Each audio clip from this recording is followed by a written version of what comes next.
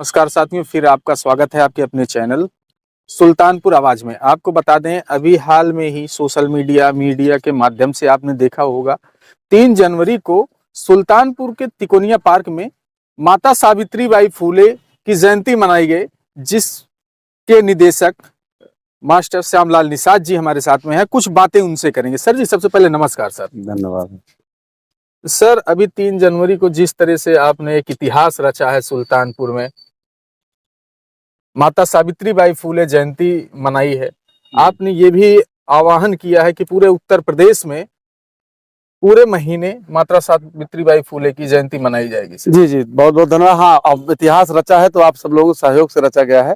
पिछले 8 वर्षों से जनपद सुल्तानपुर में जो है माता सावित्रीबाई फुले के सम्मान में हम लोग मोस्ट प्रतिभा सम्मान समारोह का आयोजन करते हैं।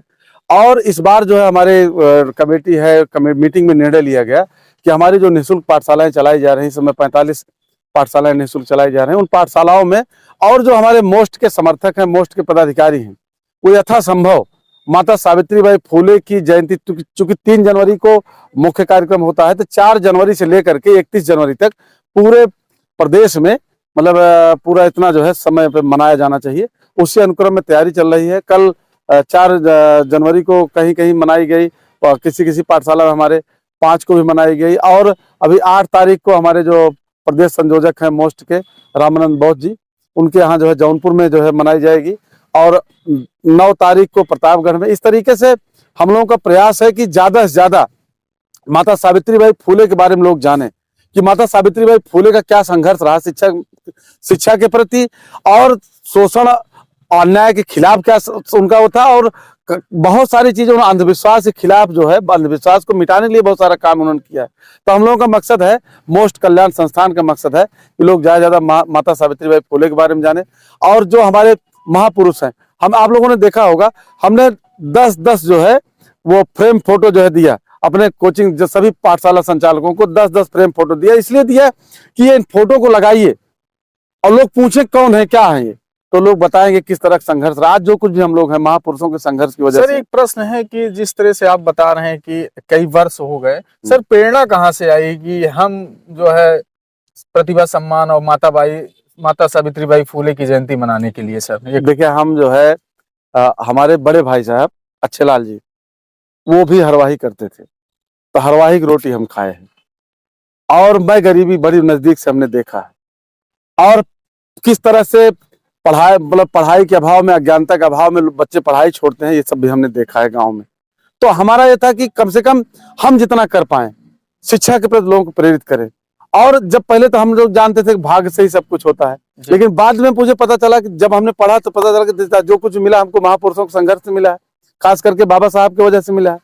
तो मुझे लगा कि बाबा साहब की वजह से अगर एक मल्लाह का बेटा इस लेवल पे पहुंच सकता है, इस जगह पहुंच सकता है, भाई जिसको लोग गुरु, आप लोग सब लोग गुरु जी कहते हैं, तो अगर इस पद पे हम आ सकते हैं शिक्षा की वजह से, तो कम से कम हमको बाबा साहब का जो मिशन है, बाबा साहब का जो निर्देश है, उस पर काम करना चाहिए। और उसी पे हम लोग काम कर रहे हैं। हमारा पूरा केंद्र बिंदु शिक्षित करो, संगठित करो, ओबीसी एससी माइनॉरिटी को जोड़ो, शिक्षित कर। जोड़ने के लिए भी आपको कोई न कोई कार्यक्रम करने की जरूरत है।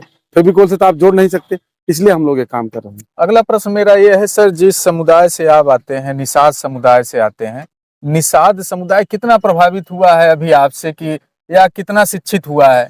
नहीं, शिक्षा के मामले में अगर देखा जाए तो निषाद समुदाय आज की डेट में सबसे पीछे है, और उसकी वजह यह है कि समाज की मुख्य धारा से हमेशा दूर रहा। और जब ये कभी चूंकि मछली और उसका काम करने वाला व्यक्ति, नदी और नालों जो है उसमें खोहम रहने वाला, जब कभी ये दुकान भी लगाया अपनी, तो बाजार से बहुत दूर लगाया दुकान, तो लोग जाते भी वहां तो आंख मतलब मुंह पे कपड़ा लगा करके गए और लिए मछली लिए चले आए। तो समाज से मुख्य धारा दूर रहा। और ये कलम युग है, बहुत वीर बहादुर जाति है जो यहाँ की मूल जाति है ये। लेकिन अब चूंकि कलम का युग है, तो कलम के युग में इसको पता नहीं कलम का क्या महत्व है, लेकिन धीरे धीरे लोग पढ़ रहे हैं, धीरे धीरे लोग हम लोग जागरूक कर रहे हैं, उनको मतलब मोटिवेट कर रहे हैं। तो इसी तरह कार्यक्रम कर रहे हैं। बहुत सारे कार्यक्रम हमारे गांव में लगे रहते हैं, अक्सर लगते रहते हैं, आप लोग देखते रहते हैं। तो काम उद्देश्य हमारा यही है कि शिक्षक पर लोगों को शिक्षा पे क्या कहना चाहेंगे, जो हमारे चैनल के माध्यम से आप अपील करना चाहते हो? देखिए, हम इतने कहेंगे कि ये कलम का युग है।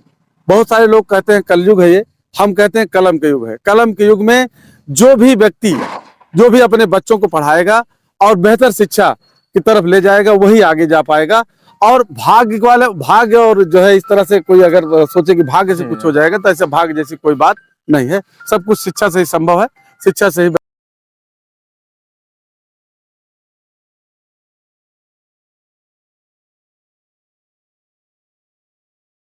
अभी हमारे साथ में मास्टर साहब थे जिनका नाम श्यामलाल निषाद था। उन्होंने बताया कि जो भी होगा वो शिक्षा से होगा, भाग्य से कुछ नहीं मिलने वाला है।